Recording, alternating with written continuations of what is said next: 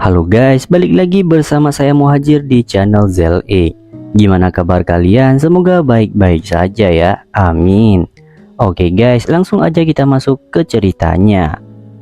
Film dimulai dengan diperlihatkan seorang wanita yang sedang main alat musik yang bernama Anna.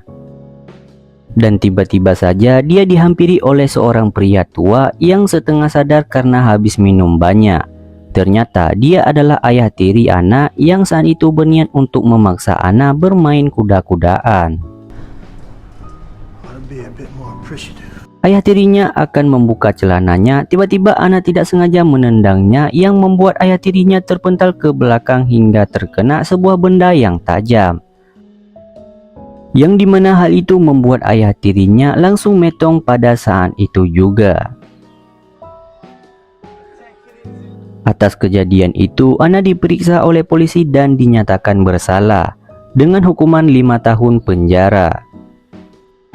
Setelah itu, Anna dimasukkan ke dalam sebuah sel yang di dalamnya itu ada seorang wanita yang bernama Jenny. Jenny mungkin akan menjadi teman ngobrol Anna selama ia masih dalam penjara. Di keesokan harinya, Anna dan para napi lain dilepaskan di sebuah lapangan. Namun, pada saat itu Anna dihampiri oleh seorang wanita yang bernama Cody. Dia adalah ketua dari salah satu geng yang ada di sana. Cody berniat untuk mengajak Anna join ke dalam circle mereka. Namun, Anna yang tidak ingin mempunyai masalah di hari pertamanya, dia pun menolak ajakan Cody join ke circle-nya.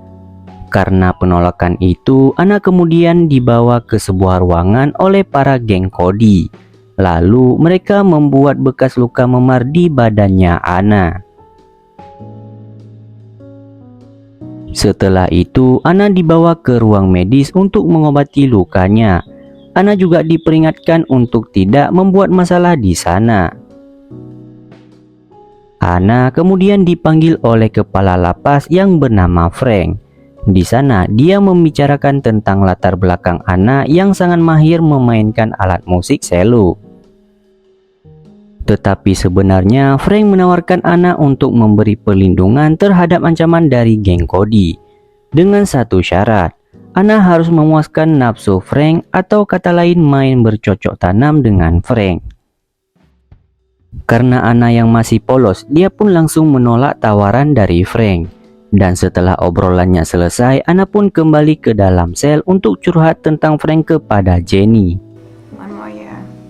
Singkat cerita, beberapa hari kemudian Anna kembali mendapatkan ancaman dari sebuah geng kulit hitam.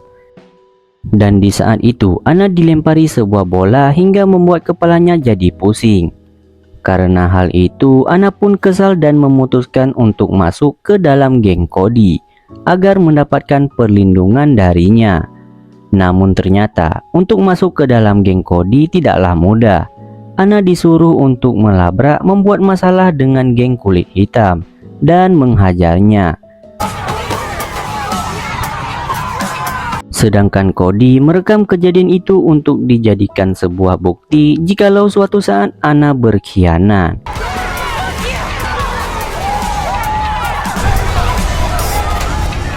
Akibat kejadian itu, Anna lalu dikurung di ruangan isolasi tanpa menggunakan baju.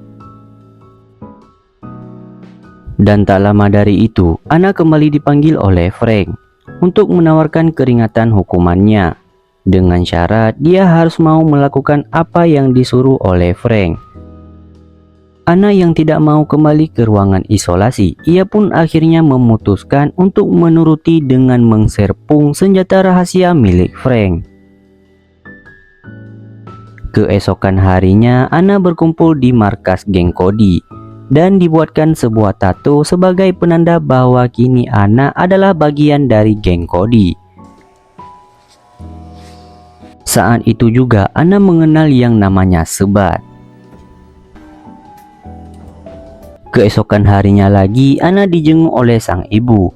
Tetapi bukannya bahagia, malah Anna tetap dituduh sebagai orang yang jahat karena telah men-shutdown suaminya. Setelah ibunya pulang, Anna pun kembali berkumpul dengan geng Cody di lapangan. Namun tak lama dari itu mereka kembali diserang oleh geng kulit hitam. sehingga perkelahian kembali terjadi.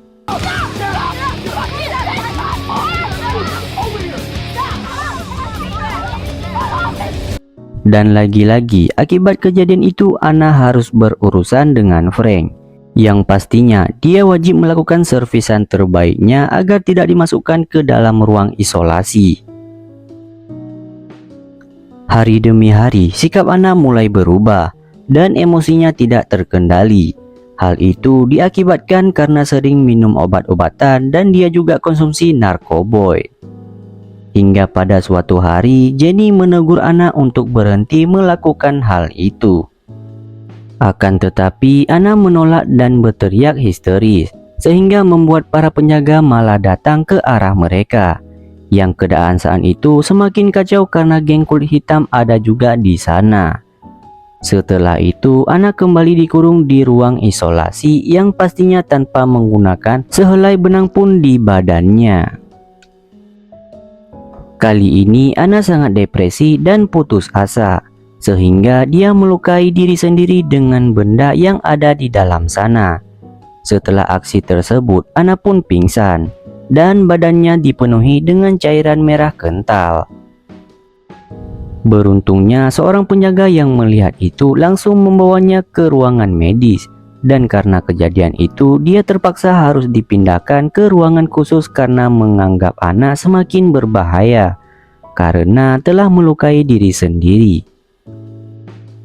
Ibu Anna yang mendapatkan kabar hal itu, akhirnya dia kembali luluh dan menjenguk anaknya yang di lapas. Ibu Anna berkata bahwa semua ini adalah salahnya, dan dia berjanji akan mencarikan jalan keluar agar bisa membebaskan Anna dari sana. Setelah itu Anna dipanggil oleh Frank. Di sana dia menjelaskan semua perbuatannya ketika berada di ruang isolasi. Namun karena Frank menyukai Anna, maka Frank tidak akan mempermasalahkan hal tersebut. Akan tetapi jika dia mengulang kembali kesalahannya, maka dia akan dikirim ke tempat yang lebih gawat. Mendengar hal itu, Anna merasa takut dan meminta maaf kepada Frank, serta ia berjanji tidak akan mengulanginya kembali. Dan Anna juga akan menjauhkan diri dari geng Cody. Setelah itu, Anna kembali ke dalam sel, dan Anna mulai berubah berniat untuk menjadi lebih baik, serta tidak membuat masalah lagi ke depannya. Namun hal itu tidak mudah dilakukan Anna. Di saat dia lagi makan siang, Anna kembali mendapatkan perlakuan kurang baik dari geng Cody dan geng kulit hitam pada saat bersamaan. Karena Anna telah keluar dari circle-nya Cody. Di malam harinya, Anna yang sedang membersihkan lantai, dia dipanggil oleh Frank untuk berlatih bermain selo. Karena tak lama lagi akan ada acara penampilan napi yang berbakat. Keesokan harinya, Anna mendapatkan sebuah surat ancaman dan tak lama dari itu Anna dibawa oleh geng Cody ke dalam sebuah ruangan untuk melukai Anna, dan Cody juga menginjak tangan Anna agar dia tidak bisa bermain selo lagi. Anna pun kembali dibawa ke ruangan perawatan, dan kali ini Frank langsung menemui Anna untuk menanyakan kronologis kejadian yang terjadi pada dirinya. Anna mengatakan bahwa Cody adalah dalang di balik semua ini. Namun tainya si Frank, dia malah sempat meraba ke serabi lempitnya Anna di depan perawat di sana. Setelah itu, Anna mampir ke ruang perawat karena dia tahu bahwa perawat tersebut adalah orang yang menjunjung tinggi keadilan. Hanya perawat inilah orang yang dapat Anna percaya. Anna langsung curhat semua kejadian yang dialami Anna kepada perawat tersebut. Setelah mendengar semuanya, perawat itu berjanji akan melapor kejahatan Frank kepada adiknya yang sangat dekat dengan gubernur. Tetapi sialnya, percakapan mereka didengar oleh Frank melalui CCTV yang terpasang di dalam ruangan perawat tersebut. Kemudian, Frank menyuruh beberapa geng Cody untuk men-shutdown perawat itu. Singkat cerita, penampilan bakat pun tiba. Setelah penampilan dari anggota kelompok Cody selesai, Kini saatnya Anna menunjukkan skillnya yang sangat lihai menggunakan selo. Para napi lain yang mendengar itu sangat kagum dengan penampilan Anna. Setelah acaranya selesai, Frank kemudian menghampiri Anna dengan memberitahu sebuah berita gembira tentang sidang pembebasan bersyarat yang akan dilaksanakan bulan depan. Dan dengan bermodal berita tersebut, dia langsung meraba ke arah sawahnya Anna. Keesokan harinya, Anna mendapatkan sebuah surat yang berisi tentang pemberitahuan persidangan bersyarat yang akan dilakukan olehnya. Namun, Anna diingatkan oleh temannya agar tidak terlalu percaya dengan Frank begitu mudah. Mendengar itu, Anna mulai merencana untuk berjaga-jaga segala macam situasi. Kemudian, dia pergi menemui Cody dan meminta untuk mengalahkan Frank.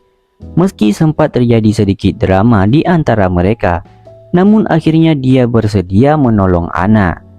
Kemudian, Cody memberikan sebuah ponsel agar Anna bisa merekam aksi kurang baik Frank ketika dia sedang mengarapnya. Setelah persiapan selesai, Anna pun masuk ke dalam ruangan Frank untuk bermain trampolin yang terakhir kali dengan Frank. Dia berkata kepada Anna bahwa ini adalah terakhir kali untuk mereka, karena sebentar lagi Anna akan meninggalkan penjara dan membuat dirinya kesepian. Anna yang sudah siap dengan kameranya pun langsung menuruti kemauan Frank sambil merekam aksi yang tak terpujinya.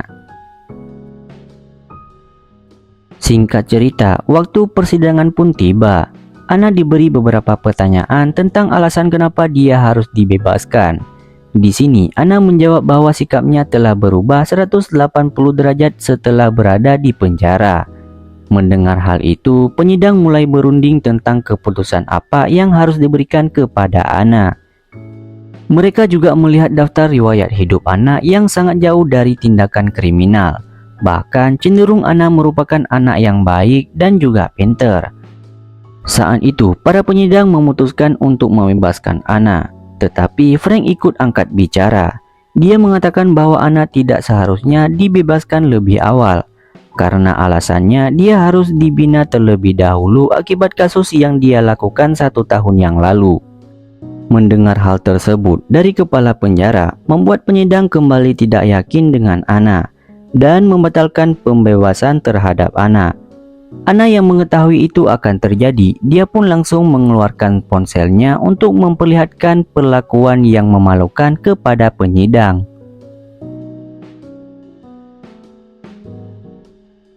Para penyidang sangat mengapresiasi keberanian Anna dalam mengungkapkan semua kebusukan yang ada di penjara selama ini.